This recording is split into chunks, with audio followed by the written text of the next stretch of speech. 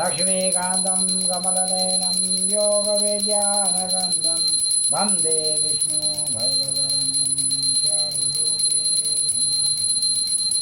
शंख चक्र गदा। एकादशी का क्या नाम है और उस दिन कौन से देवता की पूजा होती है तथा इसकी विधि क्या है, सो विस्तार पूर्वक कहिए। श्री कृष्ण भगवान बोले, हे राजन, एक समय नारद जी ने ब्रह्मा जी से यह प्रश्न किया।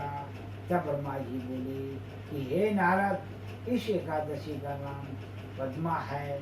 इसका व्रत करने से विष्णु भगवान प्रसन्न होते हैं। मैं यहाँ एक पौराणिक कथा कहता हूँ, ध्यान पूर्वक सुनिए। बोलो विष्णु नारायण भगवान की जय, तुलसी माता की जय। सूर्यवंशी मंदाता नाम का एक राजसी था। एक समय उसके राजा के राज्य में 3 वर्ष तक पानी नहीं बरसा, जिससे राज्य में अकाल पड़ गया और प्रजा अन्न की कमी के कारण अत्यंत परेशान रहने लगी। एक दिन प्रजा राजा के पास आकर प्रार्थना करने लगे, हे राजन, समस्त विश्व की सृष्टि का मुख्य कारण वर्षा है। इस वर्षा के अभाव से राज्य में अकाल पड़ गया है और अकाल से प्रजा मर रही है, भोगना पड़ता है। बहुत सोच विचार कर रहा हूँ, फिर भी मुझे अपना कोई दोष दिखाई नहीं दे रहा है। मैं आप लोगों के दुख को दूर करने के लिए बहुत यत्न कर रहा हूँ। बोलो श्री विष्णु नारायण भगवान की जय। ऐसा कहकर राजा मानधाता भगवान की पूजा कर कुछ मुख्य आदमियों को साथ में लेकर जंगल में चला गया। वहाँ वह ऋषियों के आश्रम में घूमते घूमते अंत में ब्रह्मा जी के पुत्र अंगिरा ऋषि के पास पहुँचा। वहाँ मुनि अभी नित्य कर्म से निवृत्त हुए ही थे कि राजा ने उनके सम्मुख प्रणाम किया और मुनि ने उनको आशीर्वाद दिया। बोले, हे राजन, आप कुशल पूर्वक तो हैं तथा आपकी प्रजा भी कुशल पूर्वक होगी। आप इस स्थान पर कैसे पहुँचे सो बात बताइए। तब राजा बोला, हे महर्षि, मेरे राज्य में 3 वर्ष से वर्षा नहीं हो रही, इससे अकाल पड़ गया है और प्रजा महान दुख भोग रही है। प्रजा के कष्ट को दूर करने के लिए कोई उपाय बतलाइए। बोलो श्री विष्णु भगवान की जय। इस पर वह ऋषि बोले, हे राजन, यह सतयुग में सब युगों में श्रेष्ठ है। इसमें धर्म के चारों चरण सम्मिलित हैं, अर्थात इस युग में धर्म की सबसे अधिक उन्नति है। इस युग में ब्राह्मणों का तपस्या करना और वेद पढ़ना ही मुख्य अधिकार है। परंतु आपके राज्य में एक शूद्र इस युग में भी तपस्या कर रहा है। इस दोष के कारण आपके राज्य में वर्षा नहीं हो रही है। यदि आप प्रजा का भला चाहते हैं तो शूद्र को मार दीजिए। ईश्वर राजा बोला, हे मुनीश्वर, मैं उस निरपराध तपस्या करने वाले शूद्र को नहीं मार सकता। आप इस दोष से छूटने का कोई अन्य उपाय बताइए। तब ऋषि बोले, हे राजन, यदि तुम ऐसा ही चाहते हो तो आषाढ़ मास के शुक्ल पक्ष की पद्म नाम की एकादशी का विधि पूर्वक व्रत करो। इस व्रत के प्रभाव से तुम्हारे राज्य में वर्षा होगी और प्रजा सुख शांति पावेगी, क्योंकि इस एकादशी का व्रत सब सिद्धियों को देने वाला है और उपद्रवों को शांत करने वाला है। इस एकादशी का तब विष्णु भगवान का शयन कराना चाहिए और सूर्य नारायण के तुला राशि में आने पर भगवान को उठाना चाहिए। लौंद आदि मास में आने पर वो यह विधि कैसे वैसे ही रहती है। इस विधि से अन्य देवताओं को न शयन करना चाहिए न उठना चाहिए। आषाढ़ माह के शुक्ल पक्ष की एकादशी को विधि पूर्वक व्रत करना चाहिए। उस दिन भगवान विष्णु की प्रतिमा बनानी और चतुर्मास्य व्रत का नियम करना चाहिए। सबसे प्रथम उस प्रतिमा को स्नान करावे, फिर सफ़ेद वस्त्रों को धारण कराएं। तकियादार सैया का शयन करावे। वह धूप दीप नैवेद्य आदि से पूजन करना चाहिए। भगवान का पूजन शास्त्र ज्ञाता ब्राह्मणों के द्वारा कराना चाहिए। तत्पश्चात भगवान विष्णु की प्रार्थना आरती करनी चाहिए। हे भगवान, मैंने आपको शयन कराया है, आपके शयन से संपूर्ण विश्व हो जाता है। देवोत्थानी एकादशी तक चातुर्मास व्रत को शुरू करना चाहिए।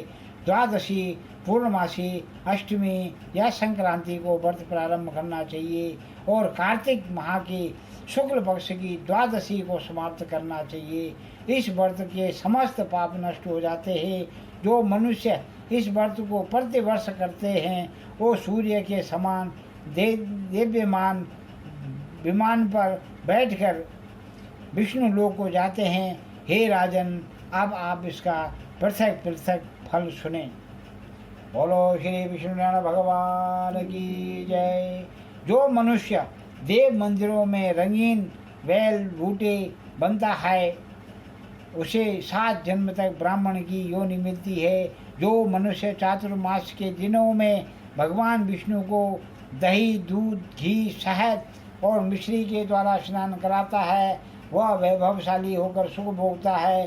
जो मनुष्य श्रद्धापूर्वक भूमि, स्वर्ण, दक्षिणा आदि ब्राह्मणों को देता है वह स्वर्ग में जाकर इंद्र के समान सम्मुख भोगता है।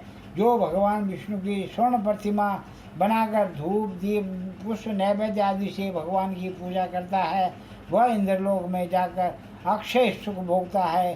जो मनुष्य चातुर्मास के अंदर नित्य प्रति तुलसी जी की भगवान को अर्पित करता है वह स्वर्ण की तुलसी अर्पित करता है वह स्वर्ण की लोक को जाते हैं। जो मनुष्य भक्ति पूर्वक भगवान का चरण में वस्त्र तथा भोजन कराना चाहिए। यह समस्त दान वेद पाठी धार्मिक ब्राह्मण को देना चाहिए। चोरी करने वाला, मद्यपान करने वाला, अगम्य गमन करने वाला, अधर्मी, शास्त्रों को निर्दर करने वाला, मिथ्या बोलने वाला, अन्य त्याज्य कर्म करने वाले ब्राह्मण को दान देने से उल्टा पाप लगता है तथा नरक को प्राप्ति होती है। बोलो श्री विष्णु भगवान की जय। बोलो हर हर हर महादेव की। बोल मेरी माई तुलसी माई की जय। बोल मेरी माई श्याम सुंदरी माता तेरी सदा हृदय बोल सत्य दरबार की। राम रामाय नमो नमः, सीता माताय नमो नमः, लक्ष्मण सीताय नमः, हनुमन्ते नमो नमः, श्री नवग्रहदेवाय नमो नमः, परम भगदाता शनिदेवाय नमो नमः, सूर्य छायापुत्र श्री शनिदेवाय नमो नमः, श्री वीर विक्रम। जय गणेश जय गणेश जय गणेश देवा, माता जागी पार्वती पिता जय गणेश जय गणेश जय गणेश देवा, माता जागी पार्वती पिता महादेवा।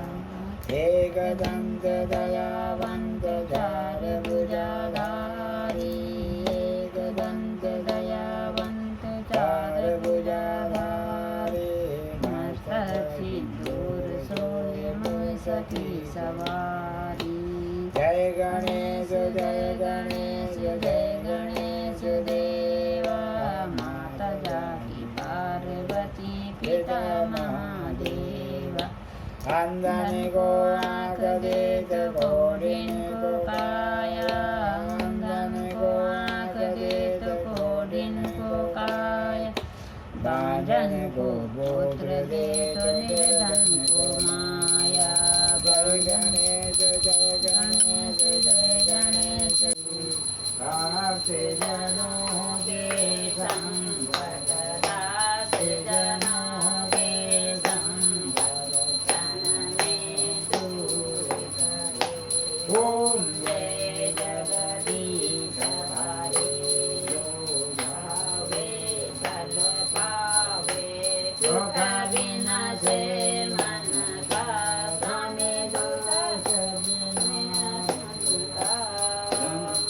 सुख शांपति घर आवे, सुख संपत्ति घर आवे, हर्ष मिटे शनि का। ओम जय जगदीश हरे।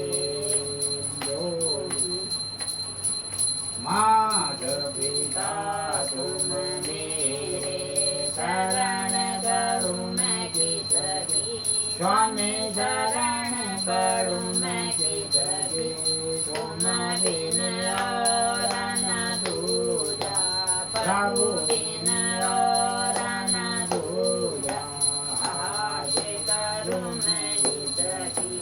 ओम जय जगदीश हरे।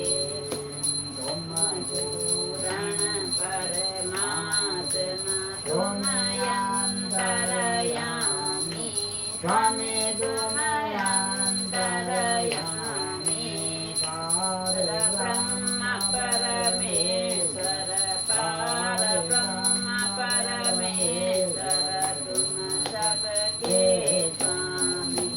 ओम जय जगदीश।